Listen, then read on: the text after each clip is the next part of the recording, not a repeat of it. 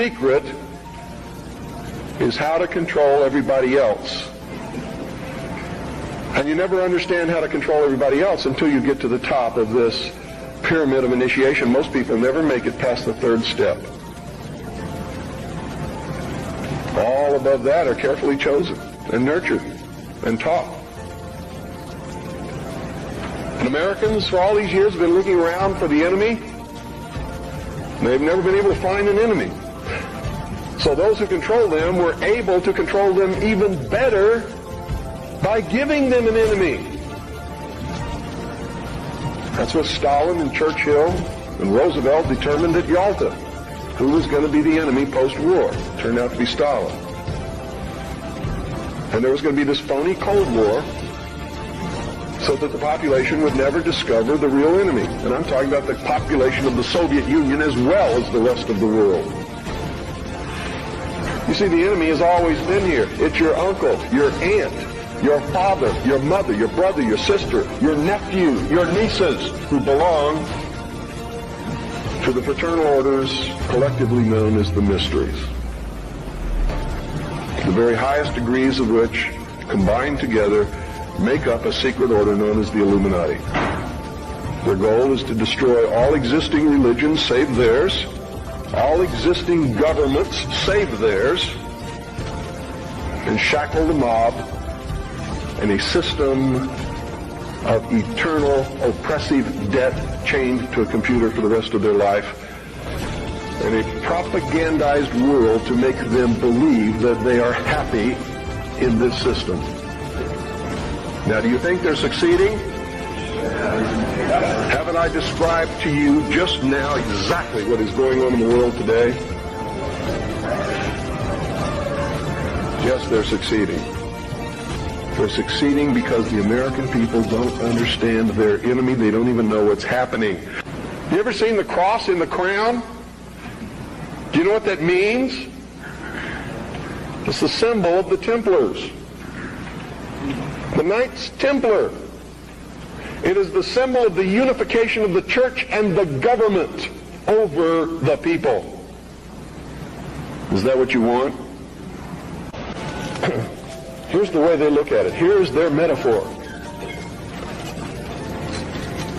for the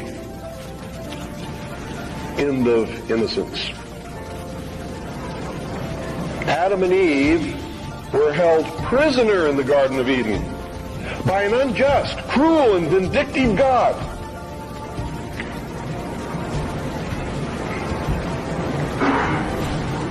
Until Lucifer, through his agent Satan, set man free from this garden by giving him the gift of intellect. Through the use of intellect, man will conquer the earth, will conquer nature, and will himself become God. It's taught in every Masonic temple in this land. Every secret brotherhood, every secret society, every mystical temple, every occult organization teaches the Luciferian philosophy. They are humanists. That's their religion. At the highest level, their goal is to create a world in which the adepts, the 1,000 points of light, working behind the veil to create the culmination of the great plan, can realize the ultimate happiness for mankind. That's why they don't oppose pornography. That's why they don't oppose certain crimes. That's why they say you should not be put in jail for the rest of your life for murder or anything else. There should be no death penalty, because it was a learning experience. And having gone through that learning experience, you're a better person now. This is what they teach. They believe punishment for these crimes is nothing more than vengeful retribution, which is wrong in their eyes.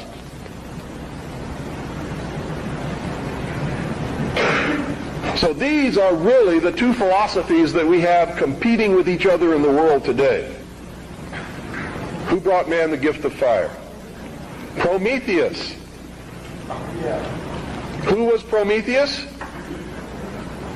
Lucifer. What was the gift of fire? Knowledge, intellect.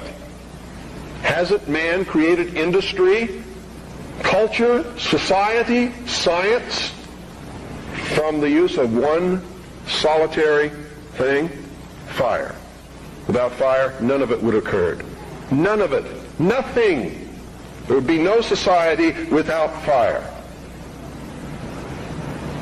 That's how it's represented in the ancient myths and in the mysteries. How art thou fallen from heaven, O Lucifer, son of the morning? What is it represented as? A bolt of lightning struck a tree. The tree burst into flames. Ancient man, if you watch the movie Quest for Fire, rushed up and grabbed one of the burning branches, and it burned his hand, and he let it go. He probably didn't go any farther than that the first time. Second time, he may have found a deer that had been roasted by the heat of the fire in the forest.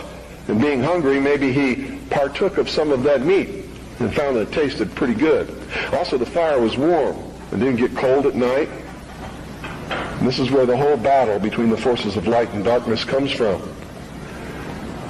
Man sat up on a rock one night watching the sunset and said, "Boy, I'm in deep trouble now. I can't see in the dark. There's wild beasts out there. There's tigers with teeth 7 inches long that want me for dinner. What am I going to do?" He didn't know what to do.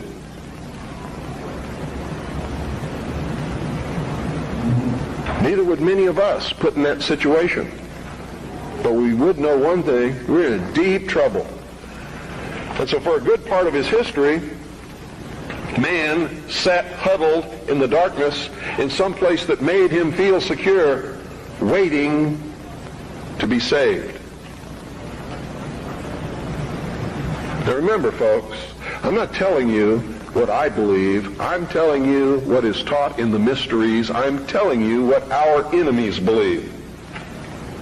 Make no mistake about it, they are our mortal enemies. They want to see us wiped off the face of the earth.